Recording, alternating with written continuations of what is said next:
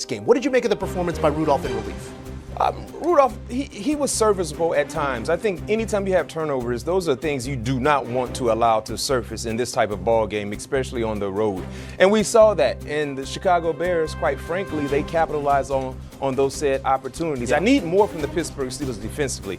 You know, when you're playing with your backup quarterback, you need to go ahead and try to up your ante in terms of what you need to do, because one would think the offense won't be flowing, it wouldn't be flowing at its best when you have your backup quarterback. And I think that was a standard we saw in the first half. TJ Watt with a strip sack that ends up in a touchdown in the end zone. Second half, not as much. The Bears take control with a couple of back-to-back scoring drives. Chicago, meantime, there's a lot to parse here because it still doesn't feel like an offense that's clicking on all cylinders. It is a defense that's taking the ball away at the highest rate in the NFL. They were down 4 linebackers and a number of corners in this game. Talk to me about the standard you're seeing in Chicago to still put 31 on the board and come away with your 8th win of the season. The Chicago Bears have totally adapted the mentality of their head coach, Ben Johnson. He's a no-nonsense coach.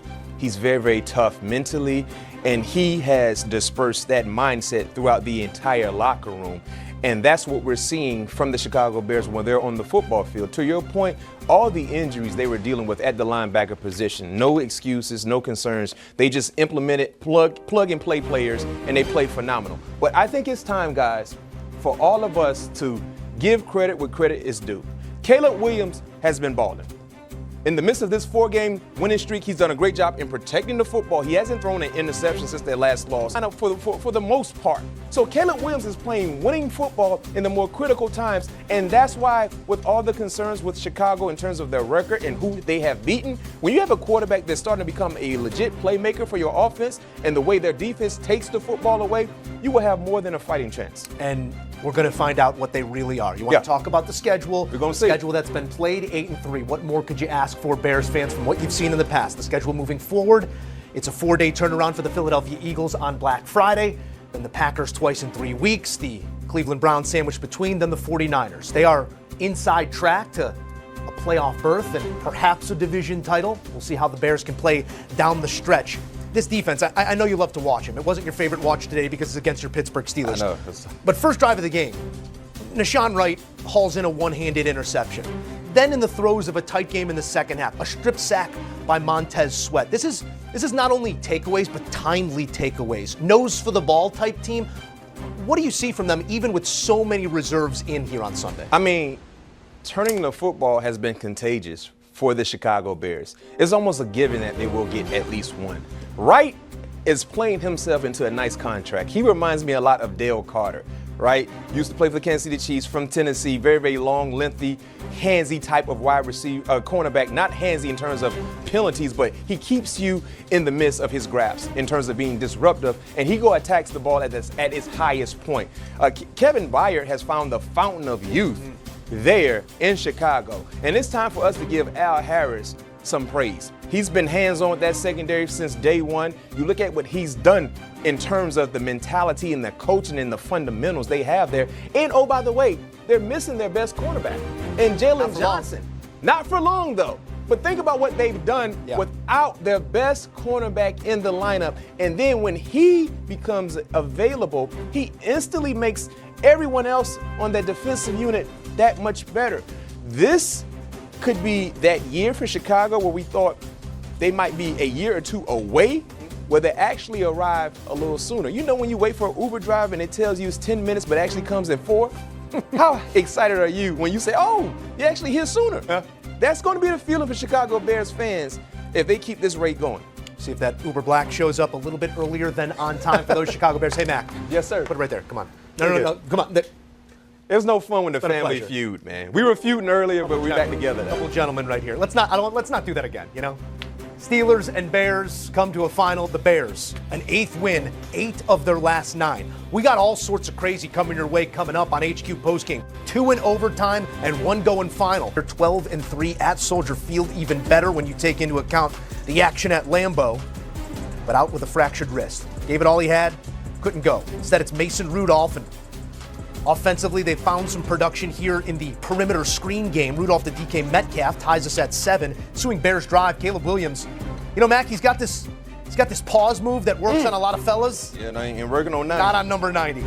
T.J. Watt with the strip sack in the end zone. Violent at that. And Nick Herbig falls on one. Steelers now in front 14-7. And with that, T.J. Watt passes J.J. Watt in career sacks, now 115 and counting. And what a way to do it. Now Bears chasing 21-17 on a free play up the rail. Williams to DJ Moore. Bears back in front 24-21. Just under 5 to play in the third. Montez Sweat. Sweat, that's what you paid. That's what you paid for. And played the big 28 capped a 17-play scoring drive. But less than 30 ticks, you get the ball back with a chance on 4th and 6. Jaquan Brisker gets a piece of it. Ball falls incomplete. Bears kneel it out. An 8-win Bears team here in Week 12, already on the bye. That's 8 of their last 9 after the 0-2 start, and now an 8-3 team still pacing the NFC North. Caleb, the NFL is built on close games, but you guys are living in a completely different world right now. What is it about this group that when there are these final moments, you guys are coming out on the right side? Yeah, we're resilient. Coaches instilled that in us. We also understand it's a 60-minute game, and we got to play all 60 minutes as you've seen for the past I don't know how many weeks. But we got big games coming up. This is a great team. Obviously the history of this team and everything, but we got big games coming up, and we got to get better. You mentioned the stretch you guys are embarking on. A lot of discussion about this being the first team with a winning record that you faced in a long time. What do you think you showed to yourselves and maybe some people with the way you guys played? Yeah, we understand that we can't control who's on our schedule, and so we go out there and we play the games. And this is the first team with so-called a winning record, but we played some great defenses, some great defensive players throughout these past weeks. And so we got to keep growing, we got to keep going, and it was a great win for us. Lastly, for you, how'd you feel about the command that you showed leading this offense? Yeah, I feel great. I got to get better. I think obviously not giving their best player or one of their best players a chance to strip sack me right there, trying to get out my hands. And then other than that, everybody else did, we got to keep doing our job. And, I got to complete balls when they're there and, deliver a good ball to my, my wide receivers and stuff. Hey, Iceman, have a great Thanksgiving. Yeah, thank you. Appreciate it.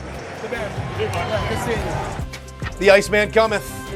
It gets chilly in Chicago this time of year, but this year, maybe heating up. They're going to need it down the stretch as the schedule stiffens. As for Caleb in year 2, most career games with 200+, 3+, and no INTs. Already 4 match PPR increase.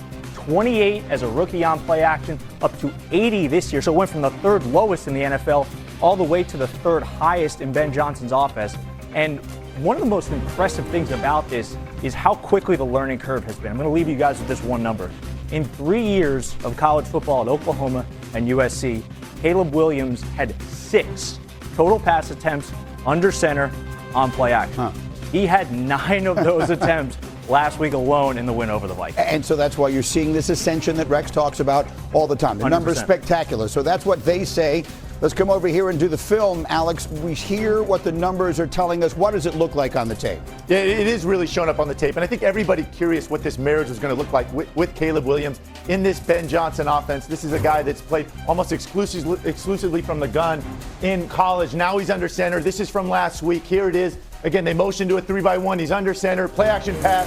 Here is the progression. You can see the triangle that almost all offenses build in the passing game. He throws this 20-yard strike down the field. Looks great from 30,000 feet in the air. Let's go down to the ground view and see what it really looks like. Nice. Again, under center, turning your back on the defense. I can't tell you how scary this is when you've lived in the shotgun now. Again, 7 eyeballs all staring at you. They know what you're doing, you don't. You come up off the fake, and immediately you have to digest information. You start with number 1 down the middle. The linebacker takes it away. In one hit, you go to number 2. And now if this is me, Teddy, I'm checking this down, right? He looks pretty open to me, but not Caleb Williams. He sees the outside linebacker with his back turned, knows he has the window, and then just rips this ball. Look at the ball location between both defenders, protects his guy. He doesn't even get hit. Big game. Again, a couple weeks ago, it's snowing in Chicago, Greeny. Again, here we are, play action pass. Now watch this. The progression is up top. I can assure you the ball is supposed to go up there, but not Caleb. He throws this ball down here, and then you start to ask yourself, you wonder why. What's he seeing? And this is the real evolution